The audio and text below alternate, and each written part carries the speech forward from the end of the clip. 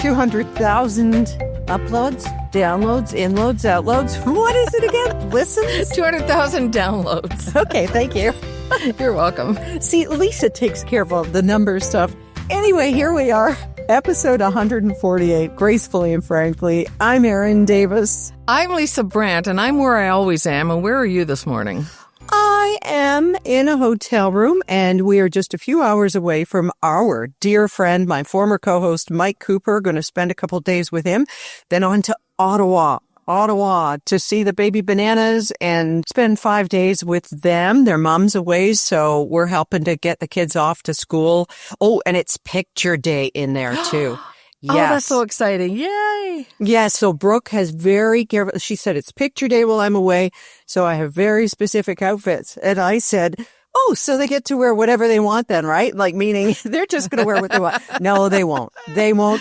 I would never. Oh, my God, some of the outfits kids put on for picture day. Like what? Well, I remember many times that Rob dressed Lauren for picture day because, of course, I was busy on the radio. And so she'd have, well, things that mostly matched, but, you know, it's the almost clean face and stuff that you think, oh, why didn't the photographer see that? But now, of course, they airbrush everything out, right? Yeah, they do. I have I think maybe it's grade 3 or 4, and I'm wearing this wonderful little outfit my mom made. She used to make all my clothes, and she had done my hair so perfectly. By the time picture day came, it just looked like I rolled out of bed. You know, it was just a mess. And yeah, she never let me forget that. Yeah. Oh, boy. We had such a marvelous time together, and I'm still in the afterglow of that. Thank you, Lisa. You and Derek and Cuddles were just the ultimate hosts. Oh, we just so much loved having you here, and it just went so fast. We were both kind of dumbstruck. We couldn't even speak when you guys were leaving because it's like, how did it get done so fast? How was it over so quickly? And there they go pulling out of the driveway. So, yeah. But I'm glad we waited to see the Spinal Tap, The End Continues sequel, and the John Candy documentary, I Like Me. Oh. Yeah, it was streaming number 2 on Thanksgiving weekend in Canada, and no wonder. I mean, it's just so Canadian. It's as Canadian as our own Thanksgiving and Johnny Toronto and the whole thing. But, oh, yeah, it was joyful and sad. Yeah. Just took us back to how special he was and how just criminally young he was when he died at 43. Yeah. And what a huge impact SCTV had on all of us, too. Yeah. We felt like it was our own. It was almost counterculture. It was just so little. And then, of course, getting picked up for syndication and in the U.S. and everything, and just went from there. But yeah, we highly, highly recommend I Like Me, the John Candy documentary, directed by Colin Hanks and produced by Ryan Reynolds. So lots of Canadian in there for sure. And we lost Diane Keaton on the weekend, too. That kind of shook everybody as well. Yeah. I've been reading a couple of things in the aftermath about how friends said she had lost a lot of weight in the last few months and that she was looking a little bit frail and she wasn't apparently sick that anyone knew. I don't know. It's just always a shock when somebody like that. She was 79, which really isn't that old. Yeah. And she's one of those people who seems to have been with us forever. So I think we kind of might have thought she'd be with us forever, too. Just a singular sort of person, too. She never fell in with the crowd or followed trends. If everybody was wearing a certain dress one year, she didn't care. She dressed the way she dressed. And that kind of confidence isn't common to see. Usually someone's got a stylist and they're wearing whatever color is the color of the year. And she was just her own thing. And that was one of the things we admired about her so much. And her privacy. And that's what didn't surprise me about knowing if she was ill or anything like that, or what she even died of. People say, was she sick? What'd she have? Or whatever. And I would just respond, well, she was very private her whole life. And that's admirable, too, in an age where everybody's on the red carpet with everybody else. But it was her style, I think, that most people will remember Diane Keaton for, because, as you say, she didn't answer to anybody. No. And she aged right before our eyes. You didn't see like 4 facelifts and a ton of Botox or anything like that. That's right. And she had some really high-profile relationships like, Woody Allen, Al Pacino, all these other people, but she never got married. It just wasn't in the cards for her. She didn't want it. And she wasn't one of those people that, like Jennifer Aniston, for example, there was a whole era of, oh, poor Jen, where that was a media thing focusing on her.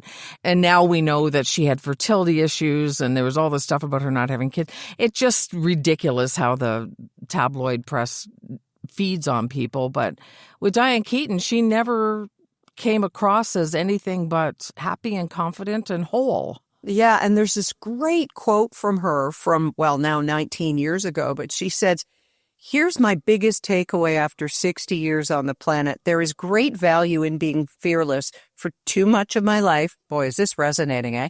"For too much of my life, I was too afraid, too frightened by it all. That fear is one of my biggest regrets. Don't give up on yourself." So you make a mistake here and there. You just do too much or you do too little. Just have fun, smile, and keep putting on lipstick. I love it. Somebody wrote on one of the social media sites, it was pointed out to us by our friend Wanda, that every Diane Keaton tribute said she never married.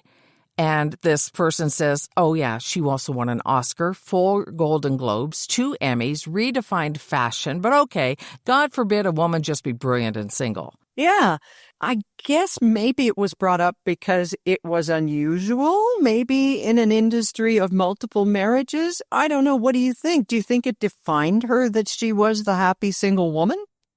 Well, I think you're right that it is unusual because in olden days it would be, what's wrong with her because you're supposed to get married young and all that kind of stuff. Or maybe she enjoyed the company of women. And who cares? It just doesn't seem that like marriage is the ultimate goal anymore, and nor should it be, I don't think. It's great if you meet somebody and you want to make that happen, but we should be free to be however we want to be. And she didn't want to marry somebody, and good for her. Yeah, her whole life is good for her. And that's a pretty good epitaph to have, right? Yeah.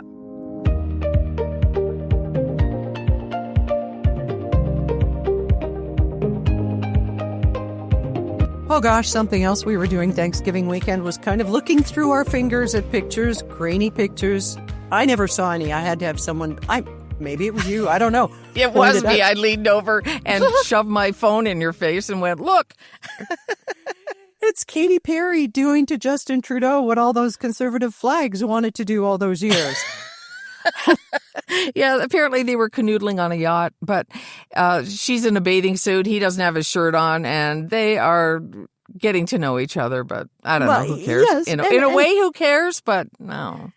And not horizontal or anything. They were just kind of snuggling. I think canoodling. I don't know. We're going to have to look up. I think the way that they were kissing, that there was something going on below decks in more than one way. But that's just me. I don't know. I couldn't see that low in the picture. Okay. So the guy was prime minister. Let him have his life. Right? Well, for sure. And Katy Perry is just breaking up with Orlando Bloom after 9 years, and maybe he's her rebound politician. Who knows? Oh, I don't know. And then she was with that awful Russell Brand, too. So, yeah. I think Orlando Bloom is kind of the palate cleanser there because it makes you go, okay, her taste in men wasn't 100% horrific. Yeah, 9-year palate cleanser. I wouldn't mind cleansing my palate for 9 years. Anyway. with Orlando Bloom, you didn't finish that sentence. No, because he's not my type. Oh, no, anyway. Of course he's not. You're never mind. Lisa and I have such different taste in our hall pass celebrities. We do. She likes guys from, I don't know, Anarchy or whatever those shows are. You know who I think the most attractive man is in show business right now? The most attractive, hands down, Josh Johnson from The Daily Show. He's a comedian. Oh, yes, I love him. I would just like a painting of him. That's all I want. He is a beautiful man. Yes, a very young man. That's why I only want a painting.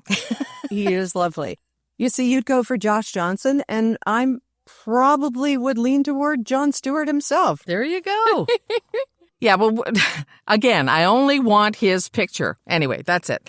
On we go. Yes, on we do go. And something that happened when you and I were together was we celebrated your birthday. Yeah. And I had a cake, we had sparklers. And as I was bringing the cake over to you, Derek took a picture and it was so beautifully lit. Your face was aglow. You were absolutely gorgeous. And then in part of the picture is me. And all I could see was my mother in this picture. And it wasn't there. It wasn't an apparition. She hadn't stopped by just to say hi. But it was the side of my face. You know, the side you don't look at, right? You're looking in the mirror. You see 2 eyes, a nose, a mouth, and pretty much that's it.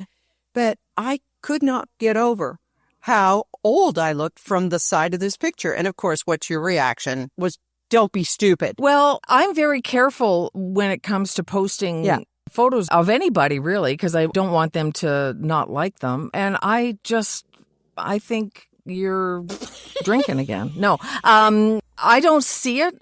When you pointed out some sort of a line that bothered you or something, okay, I know what you're talking about, but I don't see it as a negative. Well, it just is what it is because you look at me that way. But again, this goes back to what we talked about, how we have in our heads that we are 20 years younger than what we actually are. Right. And there is an actual name for it, Lisa. I've stumbled across a name for it, and it's called age dysmorphia. Age dysmorphia. Right. And I didn't know there was such a thing, but there's this guy, Chip Conley, from the Modern Elder Academy. And he was recently on the We Are Ageist podcast, which I really want to give a listen because I think it just shows that it's everywhere. But Chip Conley explains what age dysmorphia is. I look in the mirror, I'm 66, I see someone who's 46. As people get older, there's this funny thing that happens where the sense of our age is really volatile. It's just not a fixed thing, but in general, the studies that we've done, there's about a 20-year delta between how old you are and how old you think you are. So there it is. And that's why I find it difficult to understand when we are sitting at a restaurant and somebody snickers because I'm ordering from the senior menu, which is what I want anyway because it's smaller, but she's old. But no, I'm not. Like, right. I have body dysmorphia. I look in the mirror and see Gwyneth Paltrow in the fat suit in Shallow Hal. God, no. And I think a lot of us have that where we don't have a realistic view, whether it's our physical self or mental self or whatever. But the age dysmorphia, I feel my age. And I seem to be one of the few that does. How do you know, though? You've never been 63. Yeah, I don't know. I just don't feel so much younger. I feel like I'm settled into where I am now. And it's funny, my little voiceover group, one is mid-30s and one is early 40s, 2 other women. And we're always talking about the future and marketing and all this kind of stuff. And I remind them often, I don't have the runway you guys have. Right. You're looking 20 years down the road. I'm not necessarily. So I don't know. I think I'm settled into it. I think it's just a weird thing because, you know, the last several years we've been hearing, you know, 40 is the new 30 or 50 is the new 40 and all of that. And I believe it. I totally believe it. We are not our mother's 63 and we're sure not our grandmother's 63. I mean, my God, we'll go back and watch episodes of The Twilight Zone and there's this little old woman with a gray bun and she's tottering around and they're waiting until she kicks off so they can get the inheritance. I'll look up the actress, 59. And you go, oh my God. Yeah. We're so different. In Corner Gas, Brett's father, they keep talking about what a nutty old guy he is. Yeah. And he's 63. Right. And he acts like he's not got all his faculties and he looks, to me, much older than we do. But that's the deal. Well, there is a name for it and just be aware of it. I guess sometimes we can feel 42 all we want, but what we look like on the outside depends on how we take care of ourselves and just what angle the camera's at. I think also looking at the photo with love for yourself and with love for the person you're looking at makes a huge difference. That's the takeaway. And Pete Holmes, one of my stand-up comedy favorites, says, I look at everybody as another me. there goes me who works in construction. Oh, there goes a me who's going to school. So why wouldn't you love everybody if they're all me, right? Interesting. Narcissistic, but interesting.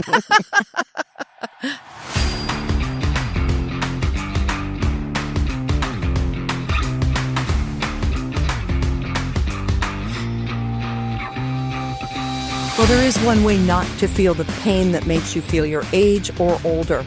We know it, and it is Sierra Sil, these capsules you take once a day that have been proven to reduce inflammation. And inflammation is what causes that pain and makes walking difficult and all of the things you want to do to stay active or even just get out of your chair.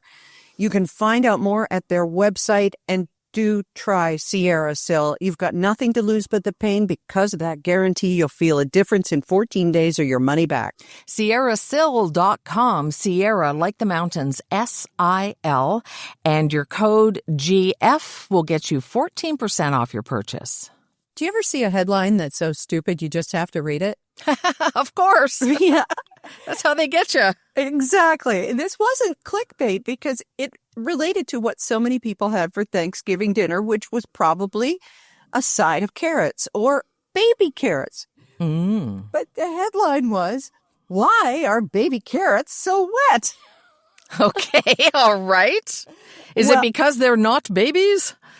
Maybe. Oh, okay, first off, they are. You and I both know they're not baby carrots, right? Right. They're trimmed down carrots that would ordinarily not probably make the grade. That's right. But if you've ever reached into a bag of carrots, you know that sometimes they're just kind of slimy. So why? Yeah. Well, baby carrots tend to be wetter than most veggies in the produce section because they're prone to dehydration. Of course, they've had their little jackets taken off, right? They've been peeled. So water is added to them during processing and packaging. That's why they're wet. And then that accounts for some of the moisture, but not all of it. They come in extra water to keep them from drying out because they don't have their little skins on them anymore. Right. Poor little babies. I also read that they go through a chlorine bath to try and reduce the bacteria before they're watered. And I don't know about you, but whenever I feel a bag of baby carrots to make sure that they're not mushy, they all seem fine. And I get them home and there's one in there that's just trying to ruin the rest of them. Yeah. And it's all black or, Well, to be clear, you're right about the chlorine bath, although they are processed with a minimal and safe amount of the chemical. So they're saying, well, it's not really chlorine. It might just be a tiny bit of chlorine. So I don't know. But now we know why they have water, because they need to drink until they are brought home. That's right. And then you can wean them and cook them and eat them. The end. Oh, I didn't serve baby carrots this Thanksgiving. But you made a ratatouille, which was just really amazing. And it looked like so much work, Lisa. Well, there's a lot of slicing, but it's one of my favorite things to eat, and I really don't mind making it. So I make it fairly often because it's just so veggie hearty and kind of my thing. So I'm glad you liked it. And shout out to your brother, Kevin. I met the mythical Kevin. We did, Rob and I. He was really cool. It's really neat to see that the dry and wicked sense of humor runs deep in the family. Yeah, he's an original. I try and get him to write. I try and convince him he should be writing. He writes the most incredible reviews of restaurants and stuff, like for Google reviews or whatever, but he won't sit down and write, for example, the story of his solo trip to the tip of South America on his motorcycle. Stuff like that. I think it would be fascinating. My God, the stories he has. And unlike us, his are true. So it was such a pleasure meeting him. And the neatest thing now, as you know, Lisa has Aaron B&B stuck lettered to the door of the guest room, but she added, and Rob. And it was so cute. So he felt welcome right away. Awesome. Yeah, thank you for that. And more welcoming still was having an envy pillow on the bed. Rob and I both already brought our own, but you had one for us too. So thank you, thank you. I'm not kidding. Brought our envy pillows, both of us, and my weighted blanket on this trip. It just makes any place feel like home. We got a lovely Thanksgiving email, all of us who follow Envy Pillow, from Kathy and Kim, talking about their journey and their gratitude for everyone who's tried the Envy Pillow, because this was their dream. They're two nurses and they wanted to help people having recently had plastic surgery, not having to sleep on their face. Turns out their pillow aligns the spine. It does so many other things. And there are many, many fans all over North America for this pillow. So they are grateful they get to live their dream. And we get an amazing pillow made in Canada sustainably, and it has a 90-day money-back guarantee. You can return it if you don't like it, and if you don't like it, we want to talk because we want to know why. And of course, they've got so many other products too. And if you buy their sheets between now and Christmas, these amazing Envy Pillow sheets, you will get 15% off. Everything else, 10% off just using the code GF at envypillow.com, ENVY pillow.com.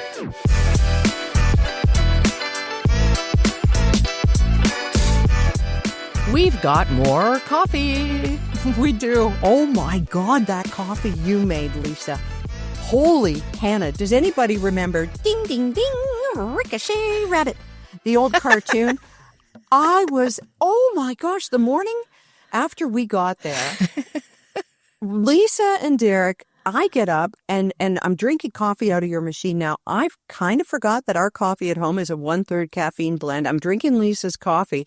And I think that combined with the excitement of being there and maybe a bit of jet lag, I was bouncing off the walls. You should have had video. I was talking a mile a minute and none of it made sense. Well, we have 100% caffeine, so it would be a bit of a shock to your system, that's for sure. But we got the Keurig going with the decaf, and then Rob was mixing you your special perfect blend, and I think we leveled it out at some point. Oh, my God. I was like a patient. We got to get it right. We got to get it right. But Claire Cascone got it right.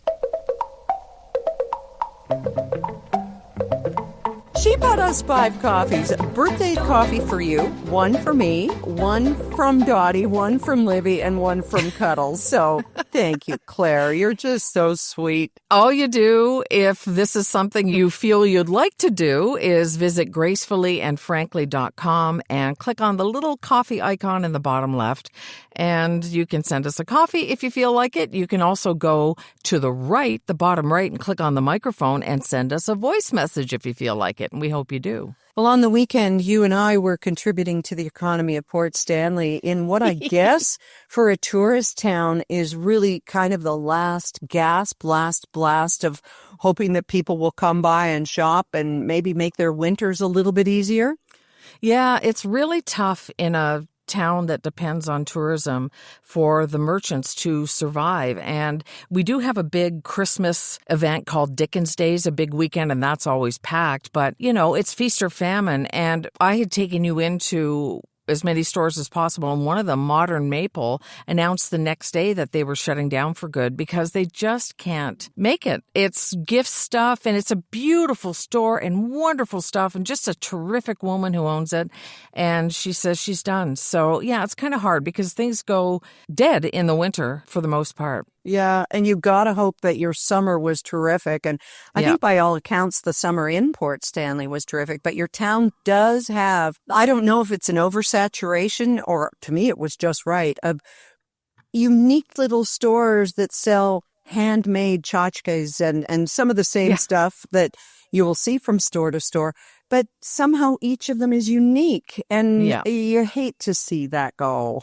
Yeah, in the fall, it's neat to see. You'll see clusters of women, like, little groups of them going around. They've come for the weekend or couples or whatever. And so people do like to come after the rush of the summer, but then it kind of peters out. So, yeah, it's unfortunate, but we try and do our part to keep them in business as much as we can. I think one of the hardest parts of running one of those stores must be overhearing people say, oh, my husband could make that. Or, oh, geez, that looks like I could do that. Well, then put up, shut up, and do it yourself. But these store owners, so many of them, they're not just the owners, they're the artists and the artisans and the ones who really put their hearts and souls into choosing what's going to be on those shelves or those walls. Well, people are selfish sometimes and only thinking about themselves and what they like and don't like, and don't really know what goes into, especially if they're not crafty themselves. They don't really know the kind of work that goes into some of these things, and so it goes. You have a bit of a sharper eye when it comes to art. I noticed we were in one place and you were looking at some handmade art, but you were looking behind the art at what the pieces were stuck to. And I thought, well, this is a different kind of eye. Well, you asked me if the twig art in my house, if I had gotten it there. And I said, and actually I made my twig art. I made a wreath and a fish and I put them on wood. And the one we were looking at was on cardboard and it was so visible. I thought, I don't want to see cardboard sticking out from behind a piece of art. Like, I mean, maybe that's too fussy, but to me, that's something that matters to me. I don't know. You're not being fussy. You're saying that could be better. I could do that better. And you did better. See, that's putting your talents where your mouth is. But I haven't put them in stores and tried to sell them. And this person has the stones to do that. So I give them credit for that. Yeah, but I did just miss you unboxing your new book on Monday when I loved Squee. Your new third book. Yep, All We Are is out now. If anyone pre-ordered it, well, I know they did. They would have it hopefully by now. Maybe not the paperback quite yet, but the ebooks are out. And I got a whole bunch of paperbacks and they're going out this week for people who order them from our website. I just love how you say it all so quickly and quietly. This is like, oh yeah, I just had my third baby and I'm going home and then I'm going to go back to work. You know why? You know why, though? I mean, I'm very proud of the accomplishment and everything else, but I feel like sometimes I don't want to feel like I'm putting my hand in someone's wallet and saying, buy a book. So buy the book if you want. Sure. But I just kind of feel funny about it. I'm not a salesperson. I create things. So well, that's why the best advertising for a book is reviews. And people have to review things when they enjoy them. Like when we do the little thumbs up after watching the John Candy documentary, or we watched Good Morning Vietnam again for the first time in, 30 years or something too. Your reviews matter. Review the book. Let people know what was good about the restaurant. That piece of furniture that you bought that fell apart 2 months later, write about it and read the book. She's a great author. And did I inadvertently lead us into This Week in Totally Stupid or Twits? Yes, you did. This week's twit is Crave TV. And I'll tell you why. You were right there. You're my witness. So we have a Crave TV subscription and we decided we wanted to watch Good Morning Vietnam because none of us had seen it since it came out. And we went to Crave, I grabbed the movie, started to play it, and it's French. Totally in French. So I go to change the language, won't change. Nowhere on it does it say it's French. It's the French version. So then we go to settings thinking maybe I've done something. Actually, everybody else in the room assumed I did something. We go to settings, make sure everything's in English. It's all in English. So basically, Crave uploaded the French version of the movie and put it on its English service, and we had no way around it. And it was so annoying. So then I went to Crave, and I was going to write them a strongly worded letter, and there's no way to get a hold of anybody. They don't post a phone number or an email address. So beware if you rent Good Morning Vietnam from Crave TV. It's probably in French. You know, Crave, of all the platforms we use, is the most unwieldy, unfriendly, unintuitive. It's just clunky as hell. It is. And they don't know the difference between anglais and français. So, Bon matin Vietnam or Good Morning Vietnam. Wow. Yeah. Well, thank you. Thank you, Lisa. You got that off your chest. I did. Did it sound like Robin Williams doing the helicopter traffic report? Did it get that off your chest? Actually, that sounded more like Katharine Hepburn. And on that note, yes, safe travels to Mike Cooper's and, to be a fly on the wall and hear you guys laughing about whatever. Well, thank you. And he loves you. Everybody loves Lisa. And I love Mikey too.